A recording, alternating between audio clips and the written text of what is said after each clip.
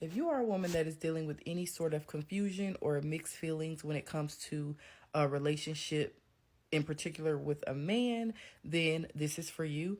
I wrote these words down when I heard them so that I can go back and read it as many times as I need to. So you feel free to do the same. These are the words of a creator on here by the name of Natalie Clarice. Natalie Clarice. Shout out to her. Go follow her. But I'm going to read this to y'all as a little bedtime story. Knowing a man loves you but can't love you properly is a dangerous situation. Being loved is a minimum. Make sure you're being respected, prioritized, supported, desired, understood. Don't let any man guilt trip you for not waiting around for him to change his toxic behavior and get his life together. You don't owe any man years of your life in exchange for the decline of your emotional and mental health. You deserve a healthy love, uncomplicated, no rush, stable, consistent. When you care for a man more than he deserves, you get hurt more than you deserve. I'm going to say that again. When you care for a man more than he deserves, you get hurt more than you deserve. Learning how to leave a toxic relationship and go on with your life is a must needed skill. You must master it. Respect yourself enough to walk away from anything that no longer serves you, grows you, or makes you happy. Love does not hurt. Loving the wrong man does. Be smart, date smart, choose wisely. Like I said, write it down if you need to, post it somewhere where you can see it, and read it every day if that's what you need to do. I love you. Good night. Answer your question on how do you move on. First, let me say I am no expert in this. I'm no relationship expert by any means. And I don't want to present myself as an expert in any of these things. I can only share just my experiences or just the things that I've learned along the way. And one of the things that I can say to speak to this is ask yourself if you were to do the same things to a person that they're doing to you, or if you were to treat somebody exactly the way that they treat you, would they stick around? So if you were to adopt all of their behaviors and just move in the relationship exactly the way they do, match their energy, would it upset them? Would they stick around? Would they tolerate it and accept it from you? If the answer is no, that really should be all the motivation that you need to move on, because that says that they know what they're doing is wrong. They just feel like they can do it to you, or that it's okay to do to you because you'll allow it. And at the end of the day, that's exactly what's happening. If you were to do the same exact things to them, they would have enough self respect for themselves to not allow it and to move on from you. But when they're doing it to you, you're just supposed to accept it and it's supposed to be okay. So that's one thing that I would say to kind of help you move forward with the situation. Ask yourself, would you be able to get away with doing the same thing to them? The other thing that I would say is to not be more afraid of what's on the other side of that relationship and the unknown than you are of continuing to feel the way you feel right now. You're already unhappy, you're already sad, you're already miserable, you're already experiencing all these negative feelings that's making you want to move on in the first place. So, how can it get any worse? The only thing it can do is get better. The only thing that can happen is for your situation to improve and your mental and emotional health to get better. And if you are okay being with you and alone with you, you can't expect anybody else to want to be with you either. So, yeah, that's really the best advice I have on that. I really feel like I should do a whole series on things that I'm learning and understanding in my 30s that I didn't know or fully understand in my 20s. And one of those things is the fact that you could be 50 positive things. You can be generous, you can be loving, you can be loyal, you can be kind, you can be resourceful, you can be respectful, you can be patient, you can be understanding, you can be all of those things. And a man that is unhealed, or a man that is not ready for you, or a man that just doesn't like you for whatever reason, he's only going to focus on the 2 to 3 things that you're not. He's only going to always hyper focus on your negative qualities because he just can't see you. He can't see all of the positive things. So as much as you love him through his flaws, he will never be able to do the same for you. So go give all of those positive qualities to somebody who can appreciate it and love you for it. If you take no other advice from me, do what feels right for you. Walk in your purpose. Become aligned with yourself and what you need to be doing in this world. Stop trying to live to please everybody else. Stop trying to force the puzzle pieces together, whether that be in a career, in a relationship, in a friendship, whatever it may be. Stop trying to force puzzle pieces together in your life. Get completely aligned with and in tune with who you are, what you want, and walk in that purpose. And I promise you, everything will fall into place right before your eyes. And I am living proof of that. And I could not be happier. I know I seem really like chill and kind of monotone right now, but I could not be happier. So yeah, walk in your purpose, become aligned with who you are, and let everything else fall as it may. All right, get unready with me. I'm taking this makeup off. I'm doing my skincare routine. And this is also going to be part 2 of my things I am learning and understanding in my 30s that I did not know or understand in my 20s. In my 30s that I did not know or understand in my 20s series. Okay, I'm using this e.l.f. Skin Holy Hydration Makeup Melting Cleansing Balm. Anyway, so I'm understanding now that I'm in my 30s that you have to have a dating phase. Like, you cannot be afraid to date multiple people and go on a lot of dates just to figure out what you really like. That doesn't mean that you have to be promiscuous. It doesn't mean that you have to sleep with all these people, but it is necessary to play the field and figure out, what it is that you want in a partner. And I'm saying that as a person that has not had a whole lot of dating experience. I've either been in a very long-term relationship or single for a very long time. And at the age of 31, I feel like I've never really had a dating phase where I really just dated, multiple people and just figured out what it is I really liked in a guy or what it is that I really wanted. So I would definitely advise you to, when you're in a time where you're single, to play the field and see what's out there and not be afraid to go out on dates and get to know people.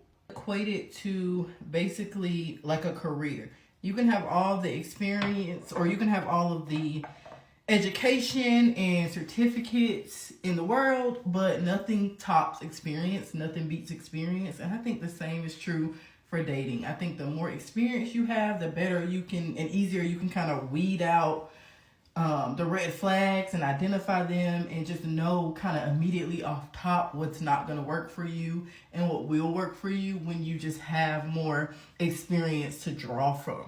When you're just out here shooting blind and you don't really know because you haven't really had much dating experience at all, you might meet somebody and the minute you feel like y'all hit it off or you like them a little bit, now y'all in a 5-year relationship and whole time they should have never made it past the second date. So go out here, be free, date people, get to know people, and don't feel like there's anything wrong with that. Again, does not mean you have to sleep with all of them. Does not mean you have to, protect yourself, be smart. But especially in your 20s, have fun, get to know people, and it's going to make you better when you are older.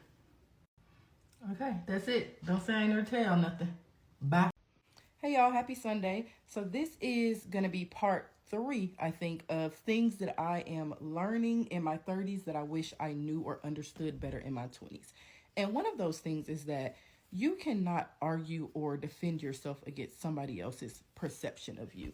What I mean by that is, do you know somebody that constantly says things like, oh, you wouldn't like this, or you wouldn't do this, or you wouldn't go this place because I know you. I know how you are. I know you. I know how you are. If somebody constantly says that to you, that's a sign of a person that has boxed you in to a perception that they've already created of you. And there is nothing that you can do in reality. There's nothing that you can say or do that can disprove who they have already convinced themselves you are. For example, if somebody has this idea in their head that you're a strong, independent woman type that don't need no man or whatever it is. They have this idea of you and that stereotype of you. You can cook and clean for them every day. You can fold their drawers for them. You can, worship the ground that they walk on. You can support every dream that they have. I mean, you can do all of those things. And to them, they won't even see it or remember it or recognize it, because in their mind, you're a strong, independent woman and you don't do those types of things for people. You don't do those types of things for men. Or somebody might think you're a selfish person for whatever reason. You could go to the moon and bring it to them and hand it to them with a bow wrapped around it. They would not appreciate it in the same way that they would if somebody else did it, because in their minds, you're selfish, and selfish people don't do stuff like that. So you really can't fight with somebody's perception of you. All you can do is stay true to yourself and be that person for people who can truly see you for who you are, and just try to surround yourself with people who really see you and not people who will make up a version of you in their head, box you into that version, and stick to it no matter what you do or say. You will save yourself so much headache, heartache, time, and energy by not constantly trying to prove yourself to somebody who has already made their minds up about you. That is something that if I had learned in my 20s or even younger, I would have saved myself probably a lot.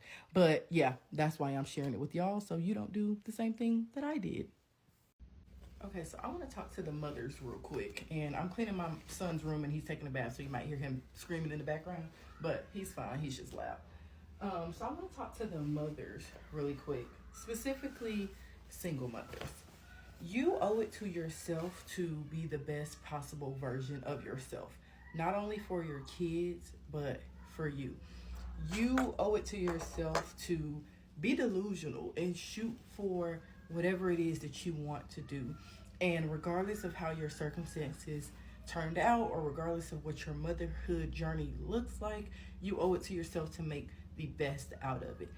Don't sit around and soak in it. If you need to do that, do that. Take that time. Hold on.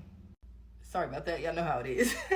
But anyway, so yeah, you owe it to yourself to just be the best possible version of yourself that you can be for yourself and for your kids. So whatever it is that you feel like you want to do, I'm giving you the permission to be delusional about it. Whatever you're dreaming about, dream bigger. Whatever you're aiming for, aim higher. Don't sell yourself short. I wanted to get up to 10,000 followers on TikTok this year.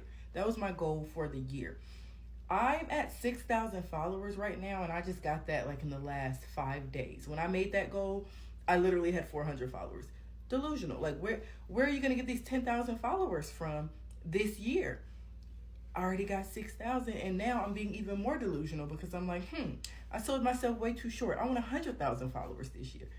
So be delusional, aim higher, and get your shit done, and take care of your kids the best you can in the process. Love you, bye. Okay, so I'm sitting here trying to eat real quick before my son come home. He's been gone most of the day, but he's about to get dropped off. But is this just me, or do y'all do this too? Like, I have sat here, he's been gone for probably maybe 5 or 6 hours. I done sat here and went through a whole list of 50 things that I should have and could have done while he was gone that I didn't do because I just rested today. Like, I just laid around. I just had a lazy day. But I done thought about, oh, his pants are too small. I could have went to the store and got him new pants. Oh, I could have cleaned this. I could have cleaned his room. I could have done laundry. I could have. Like, what is that? Like, it's okay. And I even had to, like, talk myself out of that mindset. Like, no, you did what you needed to do. Rest, relax, take time to just chill out. Like, you don't always have to feel every waking moment with something productive to do because you have free time from active parenting. Like, we got to stop thinking that. You want to know one of the major keys to happiness as a woman? Stop centering relationships. Romantic relationships, to be exact.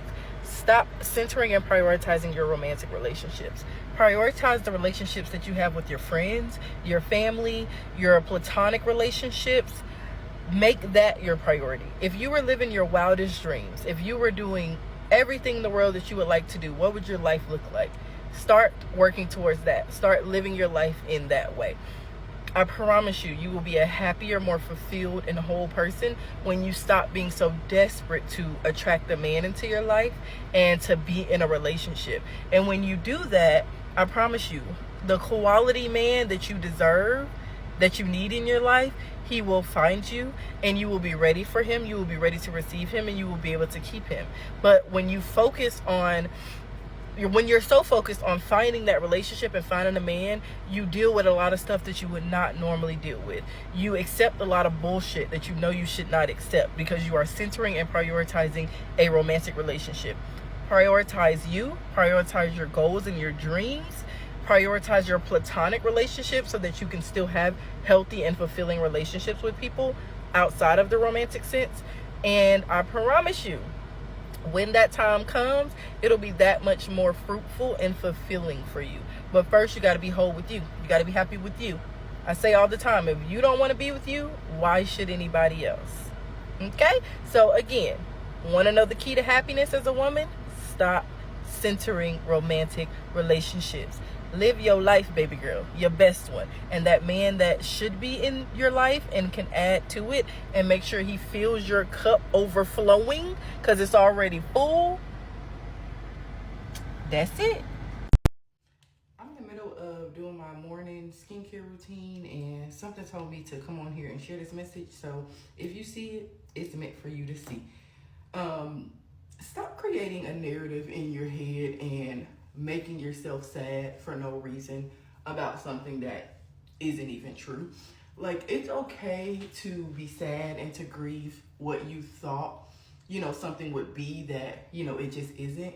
But don't create these false narratives in your head that, you moved on from a person and, they have somebody else new, and you make up all these ideas in your head that this person is going to get everything you couldn't from him or her, or, this person is going to be, they're in such a great, healthy relationship when you know that there was no healing done and this person did, no work on themselves. So you know that they don't even have the capacity to accurately love anybody else because they can't really love themselves. But you make up all these false ideas in your head just to make yourself sad and just overthink yourself into sadness. Let's stop doing that. Like, grieve the loss of what you thought that situation could be. Grieve the loss of the potential. Grieve the loss of the ideas you had in your head about what that could be. But don't walk around being jealous of somebody getting probably a worse version of this person than you got. Let that go. Stop telling yourself the lies and do what you need to do to heal and move on for yourself. If you come across this, it's for you and you needed to hear it. I feel like we have to stop taking responsibility for other people's healing process and healing journey. And by we, I mean me, but I know y'all be doing it too. So I'm talking to y'all too.